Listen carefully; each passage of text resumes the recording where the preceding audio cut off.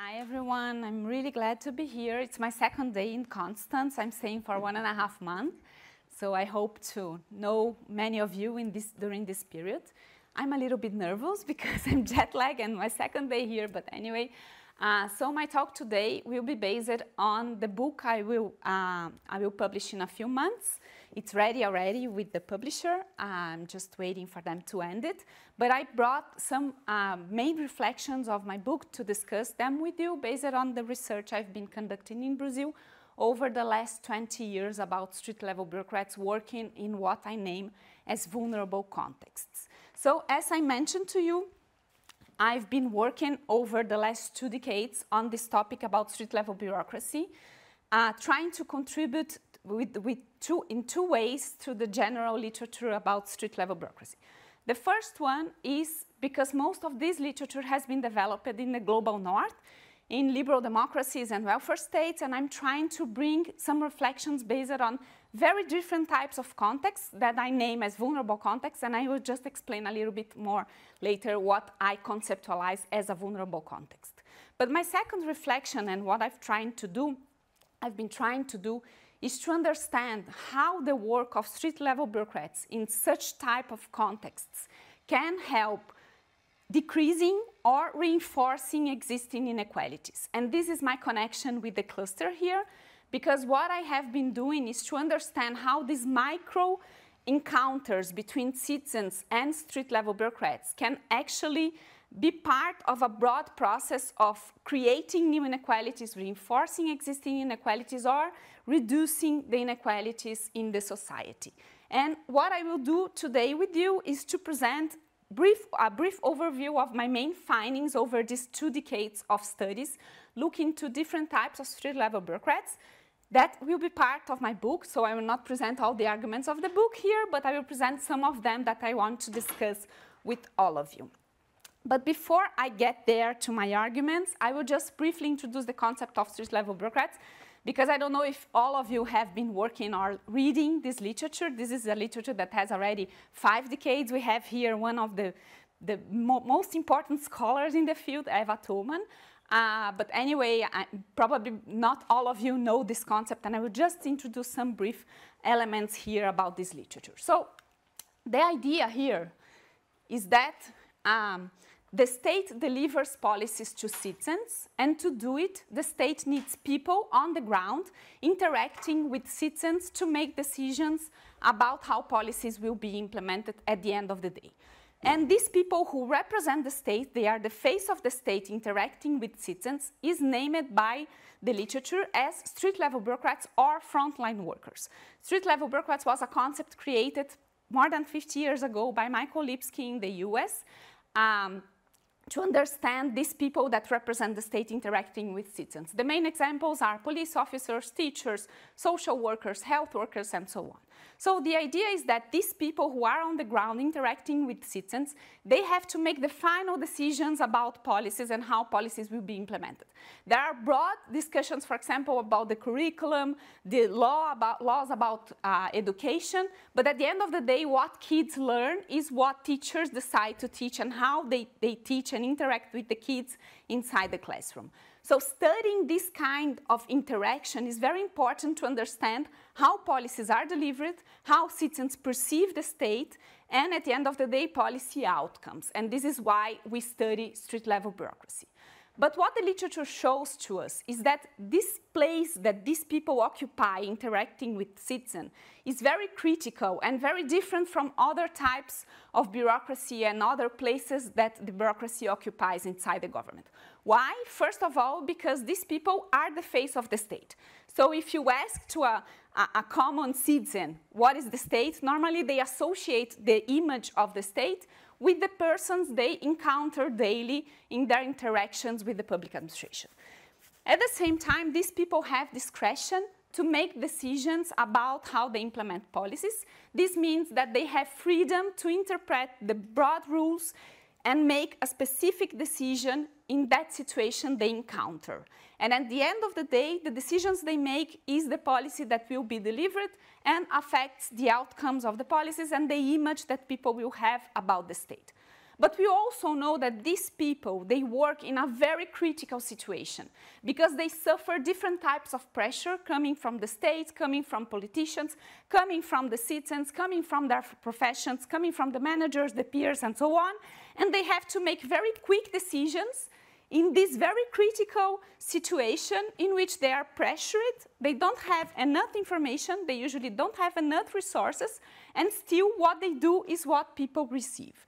They have a lot of allocative power, deciding who gets what, and they can, for that, increase or decrease inequalities. We also know, and Eva is one of the main scholars in this field, that brought this idea that street-level bureaucrats work under different regimes of accountability. They have to be accountable to politicians, to the law, to the state. They have to be accountable to citizens, to the society, to their profession, and so on. And they have to manage these very different types of regimes of accountability, making them their decisions even more critical and very hard to be predicted. But what the literature has been doing also, and this has been my effort, is not to only look at street-level bureaucrats in these micro-dynamics about what they decide and how they make decisions. But actually, the fourth part of the literature is to take the encounters between citizens and street-level bureaucrats as a micro-phenomenon that can represent a macro process of the society. Because at the end of the day, when a teacher interacts with kids, actually, this is the state interacting with the society. And this encounter between the state and the society can represent many things about social dynamics, and this is what I'm trying to do, to look at these processes, micro processes, as metaphors of the macro phenomena about social dynamics and the relationship between the state and the society. And if we take this metaphor into account, the question is, how can a micro phenomena represent a macro process if we don't have the context of the macro process? Because, of course, it's very easy, and we saw some studies doing this, to look at these micro dynamics and forget that they happen inside a society, inside a social dynamic, in a society with lots of inequalities and lots of dynamics related to powers. And actually what is going on the ground is not only related to that specific encounter, but actually it's related to broad phenomenon of the society. If this is true, that these micro encounters can represent the macro dynamics, then we have to contextualize these micro encounters.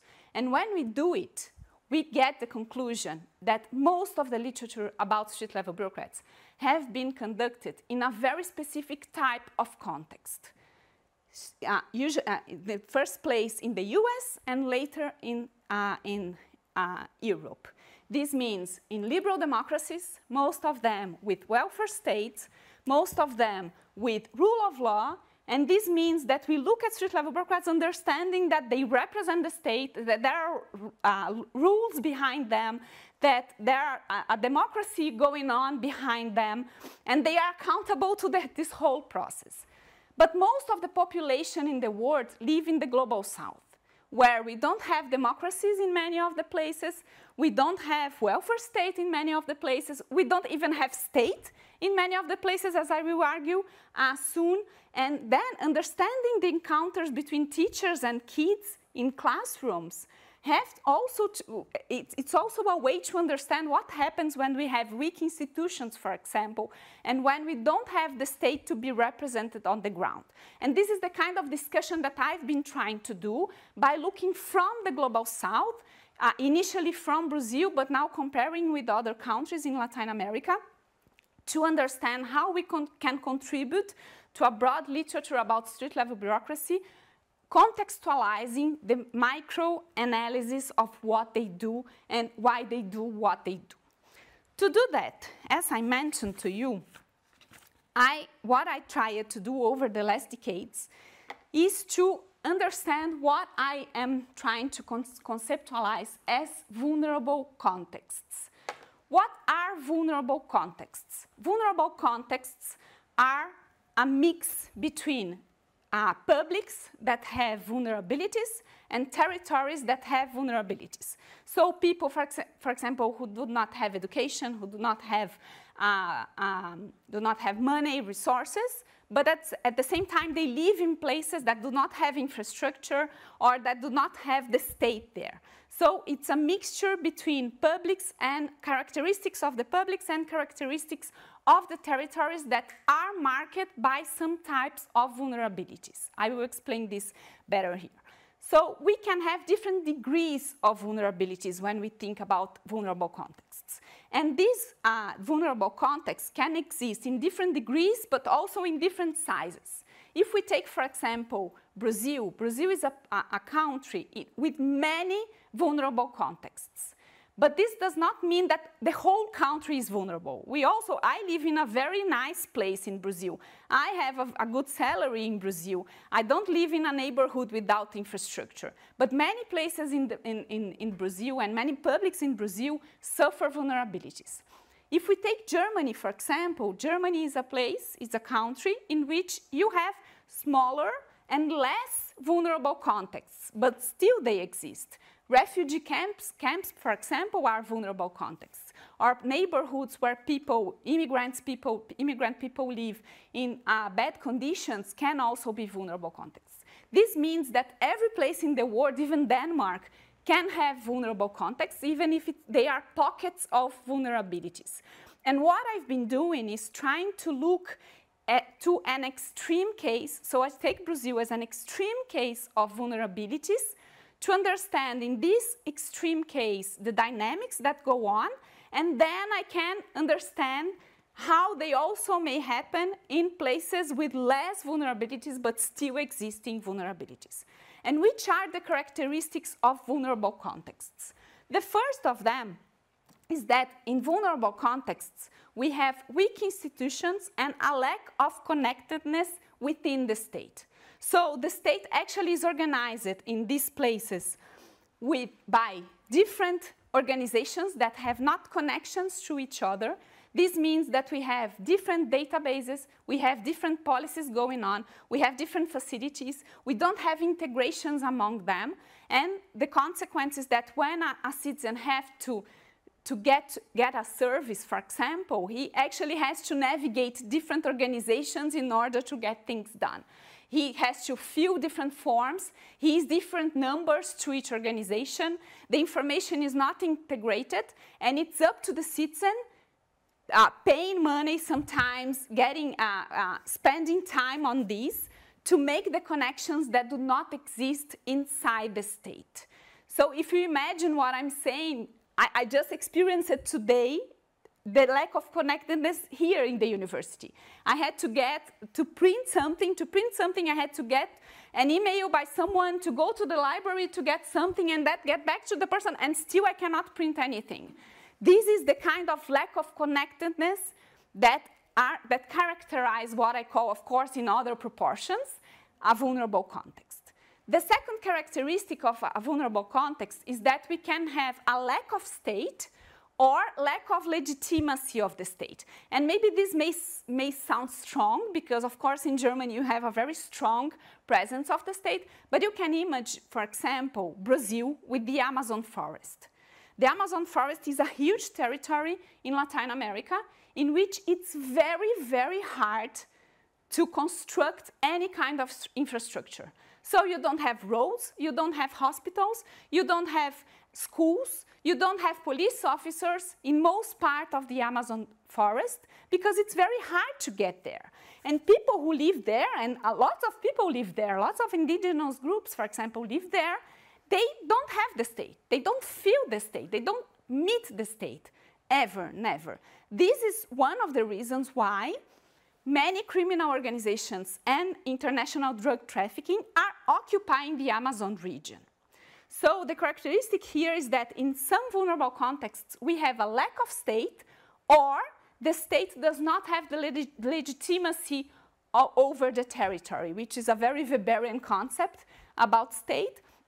If we take, for example, the Amazon region, as I mentioned, right now we have the state fighting against militias that want to occupy the territory. And the state does not owe own the legitimacy over the territory. The same happens, for example, in the favelas, in the slums, in Rio de Janeiro or São Paulo. The slums have schools, public schools, they have public hospitals, they have police officers, but they don't have there the legitimacy of the state. They fight with militias and criminal organizations, or sometimes they just work together to guarantee things inside the favelas. So the state is not present there as the strongest force to organize people's life.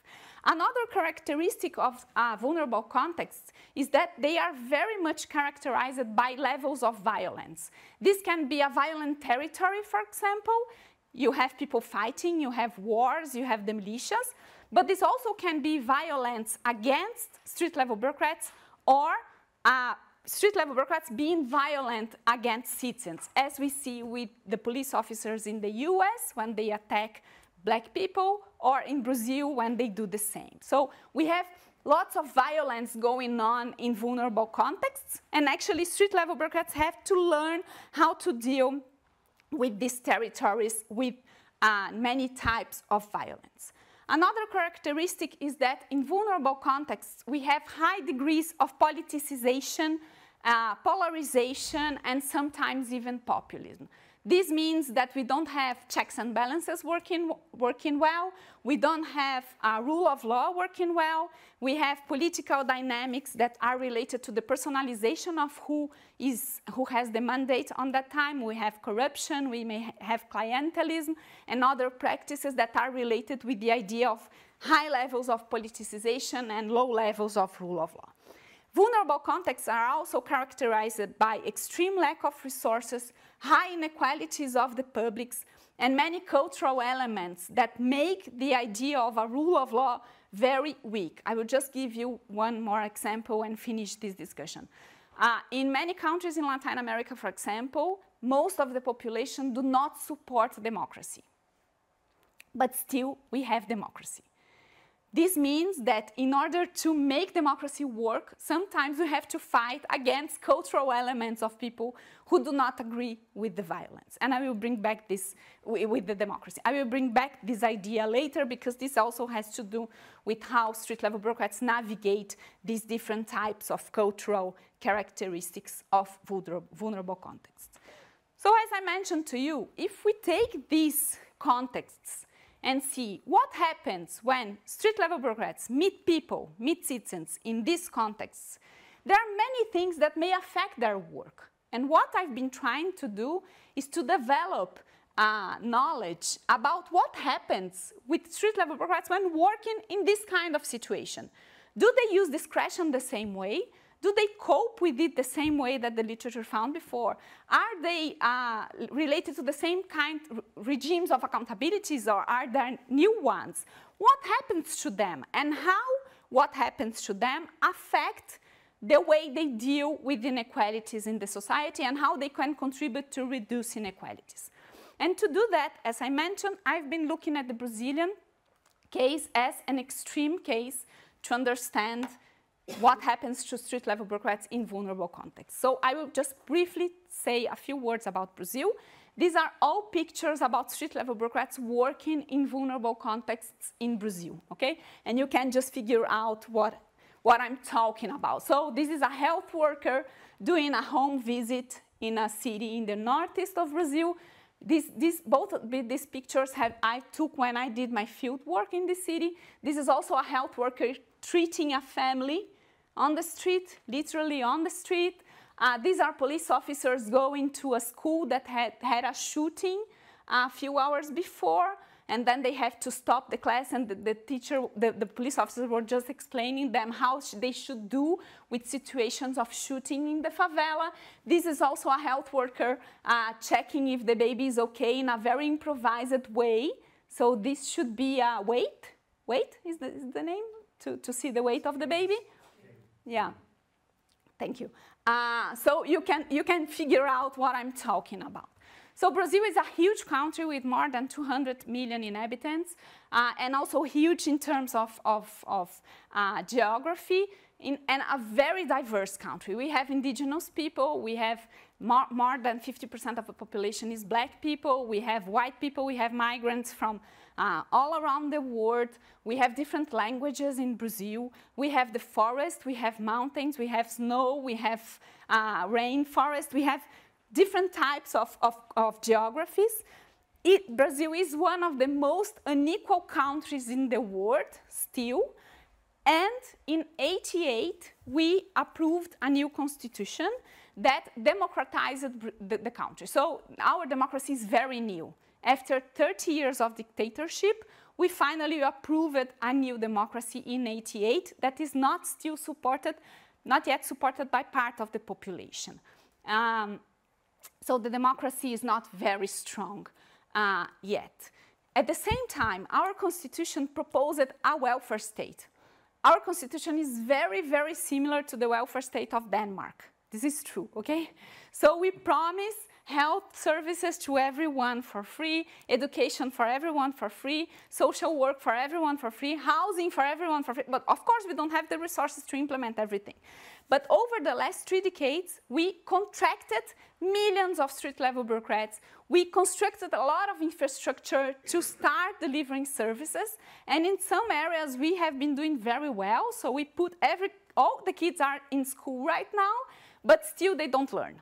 That's the kind of challenge we are facing. Everybody goes to the school, and we are one of the last in the positions in the PISA, in the international comparisons about education. But still they go to school. We put everybody in the health service, but when you need a surgery, it can take for you 2-3 years to get an appointment. So these are the kind of challenges that we are facing in Brazil, and still we have millions of street-level bureaucrats who every day visit homes or go to schools or go to the street and try to implement services and try to deliver what the Constitution promised. And what I've been doing is to study this context, this country, as a country that has many vulnerable contexts, and I've been conducting my research with different types of street-level bureaucrats, teachers, social workers, health workers, police officers. Thousands of them I have been studying over the 20 last years. But all of them work in very vulnerable contexts. All of them work in very poor cities, or in favelas, or in very poor neighborhoods of big cities, and so on. And what I will present now is the 4 main arguments that I developed by looking at this kind of context and what happens to street-level bureaucrats when they have to deal with this situation and still make decisions and deliver policies and guarantee rights. My first argument, so I will present 4 of them. My first argument is that when working in this kind of contexts, street-level bureaucrats do not feel they are part of an organization or part of a profession or part of a team. Most of the time, they feel they are alone. And the idea of feeling alone is based on 3 main elements. The first is because they don't find the connectedness of the state to make things done. So they have to help one family, but then the service does not have the resources, or they don't have the contact with the service that they need to provide service. They have to sue the state. This is the argument I develop in my book. They sue as a patchwork. So they take parts of the state and they just try to connect them in a very improvised and informal way, using their personal resources to get basic things done. They construct the institutions in a daily basis during the interactions they have with the citizens. And this is very hard for them, because it means that sometimes they have the burdens of going to one place, take a form, filling the form for the citizen, getting to another service, taking the citizens in their own car to take him to the hospital because the ambulance is not available, things like that, just to connect a state that is totally unconnected. The second thing that they have to do to connect the state is that they have to use their own resources. So there's this concept developed by Einat Lavie a few years ago about informal or personal resources in policy implementation, and this is what I found also in my research. Teachers buy food for the students because they are hungry. Police officers buy things for the people in the community to help them. Health workers buy milk for mothers that cannot feed the babies.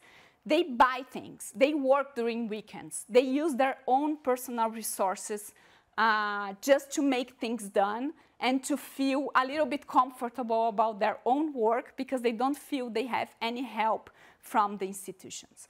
And the third point here is that to get things done, sometimes they work as brokers, so they make the connections, or they ask for people to work as brokers. The idea of brokerage is very common in the Global South to understand what street-level bureaucrats do. And I will give you one example that seems very funny, but it's true. So in Brazil, we just institutionalized a new profession that used to exist forever, but now it's an official profession, named despachantes. Despachantes are now official brokers who are paid by citizens to make things that citizens cannot do themselves to get services. So if you want to have a driver license, and it's very hard to fill the forms, you pay to someone that now is a professional to do it for you. Street-level bureaucrats ask for people to become brokers. They help people to become brokers. They train the brokers. And sometimes they pay brokers to make things done. And all of these elements take me in the book to develop the idea of a relational street-level bureaucracy. So when we are talking here about discretion, for example, the discretion they practice is not based on what is delegated by law, what the law says they have the freedom to do. It's actually based on how the daily negotiations and relationships they have and construct is transformed into something. And at the end of the day, the state becomes the relations they develop and the connectedness they make and the patchwork that they do by themselves.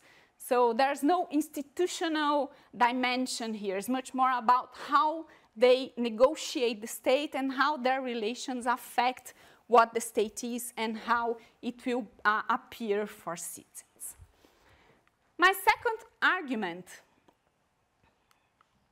is that, as I mentioned before, street-level bureaucrats working in vulnerable contexts face different types of violence.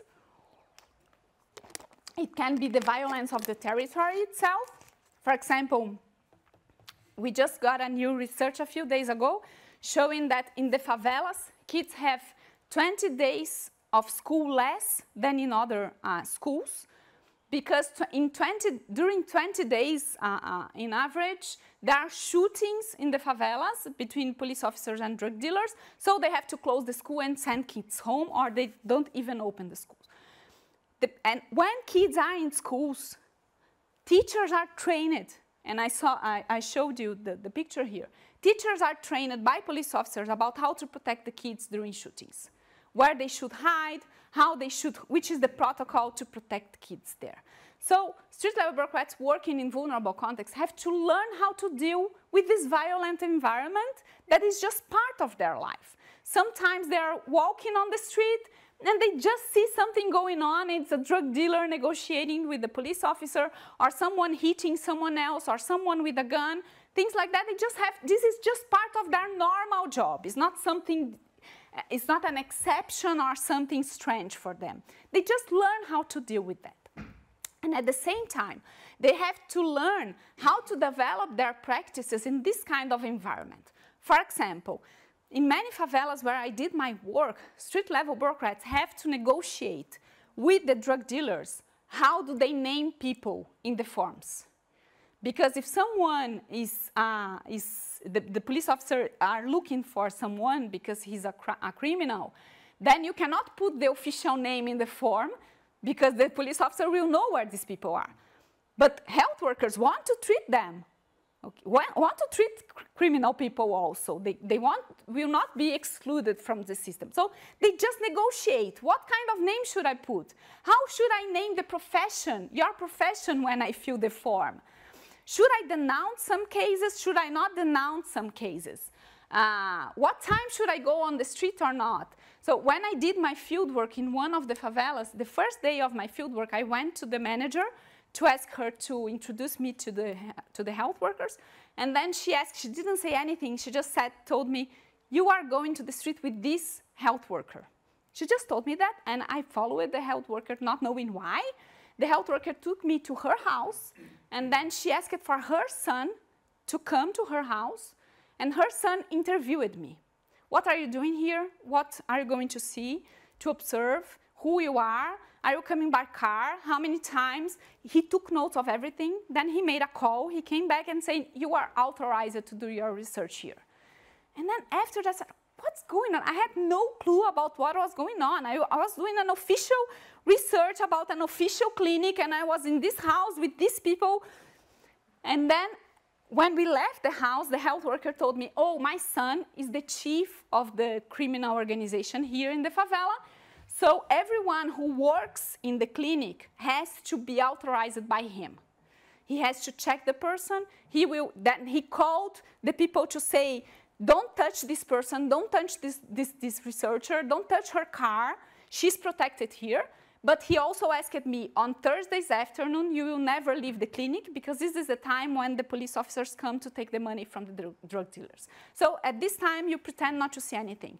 And this is just part of the normal day they have, okay? This is not an exception here.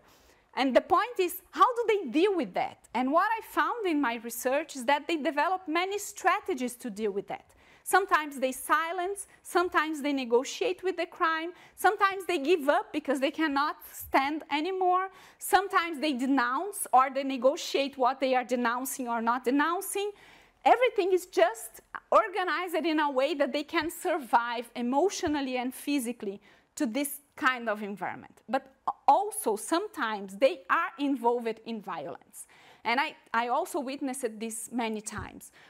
For example, during the pandemic, when we had this political denialism about the pandemic, and Bolsonaro, our former president, said in the television that vaccines would make people becoming crocodiles. He said this phrase, exactly this phrase. What happened is that many health workers suffered violence from citizens who said, you are trying to make me a crocodile. So they were hitting health workers. Health workers could not use the uniform anymore. They were afraid of crazy citizens who were just beating them on the street. But sometimes they also practice violence, as I mentioned before. We have the case of George Floyd in the US. This is not an exception, that the police uses the force against part of the population. This happens with different types of street-level bureaucrats in these environments in which the violence is just part of the routine. And as I mentioned, they just develop different types of practices using their discretion to make things done in this very dangerous context that they have to experience. My third argument is that when working in vulnerable contexts, street-level bureaucrats suffer a lot of pressure from the political field. And this comes in different ways. And at the end of the day, they just feel they are in the middle of a war, like between different types of groups, political groups, between the profession and the politicians, and so on. So first of all, because in many countries, street-level bureaucrats do not have proper contracts. They don't have tenure. Sometimes, for example, in Brazil, in small cities, street-level bureaucrats occupy political appointee positions because they don't have a formal position, or they have temporary contracts. This means that in these places, they suffer direct political pressure from the mayor. The mayor says, if you don't do what I want you to do, I will just take you off the service. You will not be contracted anymore. And this happens a lot during elections, for example. So I found many cases in which, for example, street-level bureaucrats are pressured to change the list of priorities, to take friends from the politician, from the candidate, into the list. So they are pressured to change the assessments of kids, for example, if the student is connected to the family of the politician, and so on. So they suffer a lot of pressure. And this political pressure can be even worse when we are talking about contexts of polarization. which is the truth in many places around the world right now. Because then street-level bureaucrats are in the middle of a polarized context. To which side should they be connected? Should they defend this idea or that idea? There's no middle place here to be. You are just pressured by the society, by the politicians, by the profession to choose one side. And sometimes it's very hard for them, because if they choose one side, they go against the rule of law and their own responsibilities or their own values. So they are just in the middle of this very complex dispute among values and among ideas, and they have to take a side, because being neutral is a big problem sometimes. We just found, I conducted a survey, a national survey, 3 rounds of national survey, together with a scholar a professor from Oxford, Anna Patrick, and we found a horrible finding there in the research. So we were checking, we were testing if, we were just interviewing people, citizens, to see their perceptions about street-level bureaucrats.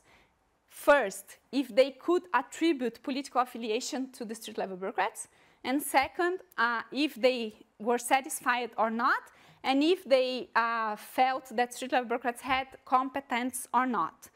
And then we were checking with different types of street-level bureaucrats. And what we found is that citizens only trust and perceive competence with street-level bureaucrats that they feel have the same political affiliations they have. If they feel the street-level bureaucrats, if they don't feel the political affiliation of the street-level bureaucrats, or if they feel that the political affiliation is opposite of them, they don't trust and they evaluate bad incompetence.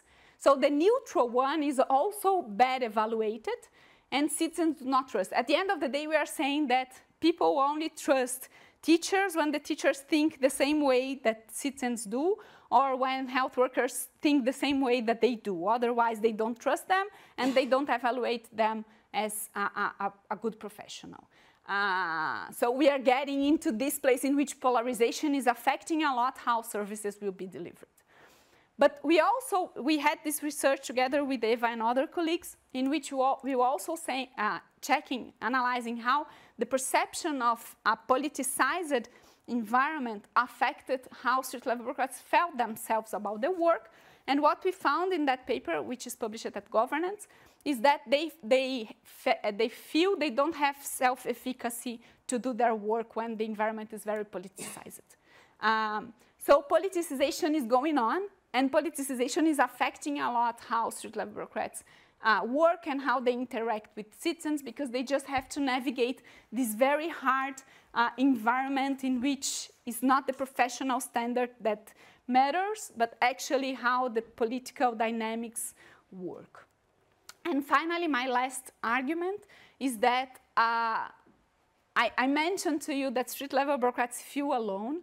And the feeling of being alone is even worse when you have dynamics of inequalities within the state. What happens is that in very unequal contexts, in unequal countries, the inequalities also happen inside the state. So if you take the bureaucracy, you will find in Brazil, for example, 1% of the bureaucracy receives 20% more salary than 99% of the bureaucracy. And if you take health workers and teachers, they receive a very, very, very low salary compared to judges, for example. But this also happens inside the teams. If you take teams, for example, of health workers in Brazil, they work in a team in which you have doctors who receive good salaries, nurses who receive more or less salaries, and then you have the community health workers who receive very bad salaries. All of them have to work together. Sometimes all of them have to develop the same kind of tasks. So they feel that they work in a team, but they are not together. They are not the same. And actually, some of them suffer the burdens of the vulnerable context more than others. This is what we also found. So what happens is that those street-level bureaucrats who are in the lowest positions, social positions in the team, or economic positions of the team, suffer much more the burdens. They spend more time, they spend more personal resources, They develop all the dirty work that the rest of the team does not want to do. They have to make the negotiations that the rest of the team does not have to do. So community health workers, for example, have to prepare everything for physicians to get there and do the magic. And at the end of the day, they work much more than physicians and they get much less money than the physicians do. So this kind of inequality is very, very present, it's existing in vulnerable contexts, and actually it's reinforcing other kinds of inequalities of the context, because it's not a coincidence that most of the workers, street-level bureaucrats, who are in the lowest positions are women, black people, indigenous people, poor people, who already have many vulnerabilities and have to treat vulnerable people. So we have here a circle of vulnerabilities in which they are just trying to do what they can, but sometimes they can't, and sometimes they are also suffering all the burdens of being in the positions they are. So what I get from these arguments, I have more arguments in my book. I'm only presenting part of them here. But what I get by looking at this is that, of course, and I hope I have convinced you already about this, street-level bureaucrats, when working in vulnerable situations, experience terrible situations in their daily life. It's very hard. It's always hard to be street-level bureaucrats, okay? But when you work in vulnerable contexts, it's even harder. But it's not only hard for them, but the point is that these dynamics also have consequences for the citizens that they have to treat. Because you can imagine that a nurse, a woman, black woman, poor black woman that becomes a nurse, and then she works in a very violent territory, and she is not well paid, she's not professionalized, she does not have the support of the team, and she's treating people that is very similar to her. And she does not have the resources to solve their problems. So the point here is that creating vulnerabilities for street-level bureaucrats to work is a way also to reinforcing vulnerabilities of the people they have to treat. Because we enter here in a circle of inequalities in which already people that are already in very vulnerable positions are treated by vulnerable street-level bureaucrats in vulnerable situations, and this makes them life even worse than before. Teachers have to choose who they teach, because at the end of the day it's very hard to teach everyone. They have to teach who they buy food for, because they cannot buy for everyone. And when making these decisions, sometimes they just increase inequalities in the territories where they work.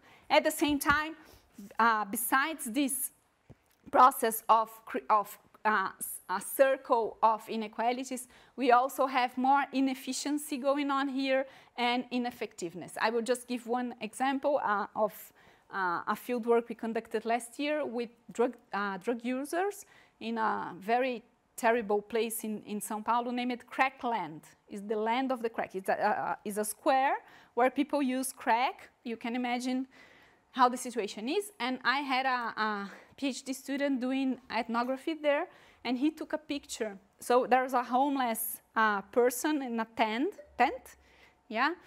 And then in the front of the tent, there were 5 street-level bureaucrats fighting to see which one would be the first to talk to the homeless person. The health worker, the guy from the drug policy, the social worker, the police officer, and a guy from a social service they contracted. They were just fighting, saying, who is coming first? I'm going there. No, I'm going. I'm talking. None of them will solve the problem. And we are spending a lot of money with 5 of them trying to solve what they will not solve, the problem of the same person. We have 5 resources there fighting to each other, spending time not to solve the problem that they should. So we are talking about not being efficient and not being effective here. We are not solving people's problems, and we are spending more resources and doing things that sometimes are not effective at all.